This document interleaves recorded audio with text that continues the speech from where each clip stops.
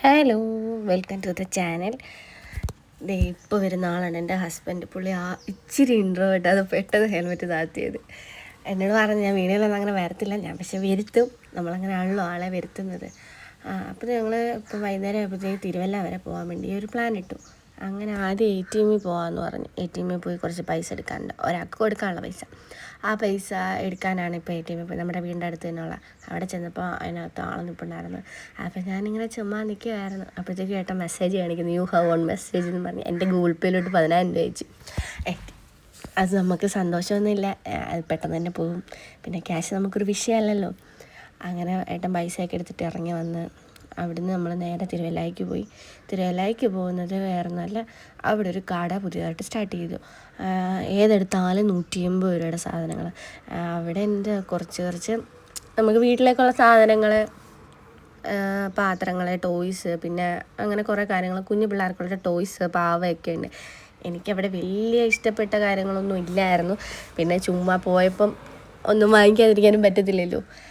എൻ്റെ ഏട്ടൻ അങ്ങനെ കേട്ടോ. ഈ ബാഗൊക്കെ ഉണ്ടോ, ഇതെല്ലാം 180 രൂപ. ഏട്ടനെ ഒരു കടയിൽ കയറി കഴിഞ്ഞാൽ ഒരു സാധനം വാങ്ങിച്ചില്ലെങ്കിൽ ഉണ്ടല്ലോ ഭയങ്കര ഒരു ഇതാണ്. പുള്ളി ഓർക്കും അവരെന്ത് വിചാരിച്ചെന്ന്. പിന്നെ 2 ഡപ്പ ഞാൻ ഇങ്ങനെ വലിയ പ്ലാസ്റ്റിക് ഡപ്പ വാങ്ങിച്ചു.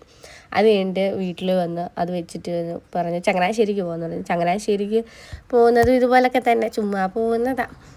അപ്പോഴത്തേക്കും അങ്ങ് പോയി. ഇപ്പോൾ വരുന്ന പള്ളിയാണ് പാറേപ്പള്ളി. നമ്മുടെ ചങ്ങനാശ്ശേരിയിലെ വലിയ പള്ളിയാണ്, ഏഷ്യയിലെ തന്നെ 2ാമത്തെ വലിയ പള്ളിയാണ് നമ്മുടെ പാറേപ്പള്ളി. അത് മാതാവിൻ്റെ പള്ളിയാണ്.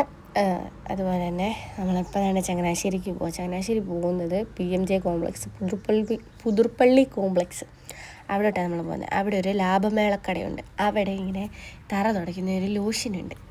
ഇത് ലോഷനല്ല, പുൽത്തൈലം വാങ്ങിക്കാൻ പോകുന്നത്. അപ്പം ചുമ്മാ കയറി കാണുന്നത് ഇതാണ് പുൽത്തൈലം. ചുമ്മാ ഓരോ സാധനങ്ങൾ എടുത്ത് നോക്കുന്നത്, അത്രയേ ഉള്ളൂ. പിന്നെ അത് വാങ്ങിച്ചു. പിന്നെ ഒരു കുടുക്ക വാങ്ങിച്ചു.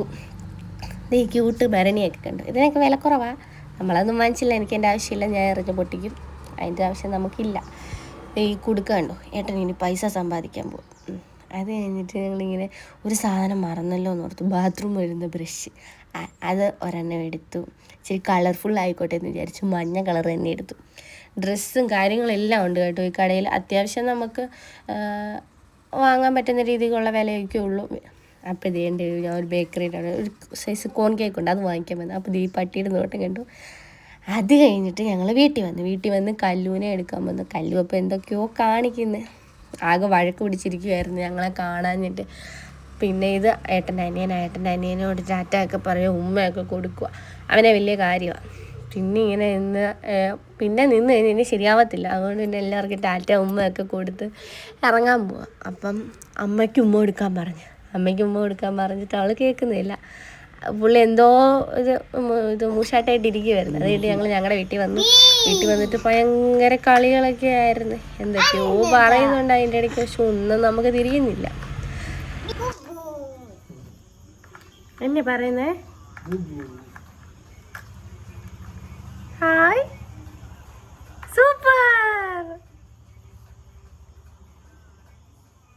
ടാറ്റ കൊടുത്തേ, ഇവിടെ ടാറ്റ കൊടുക്ക്, ബൈ പറ.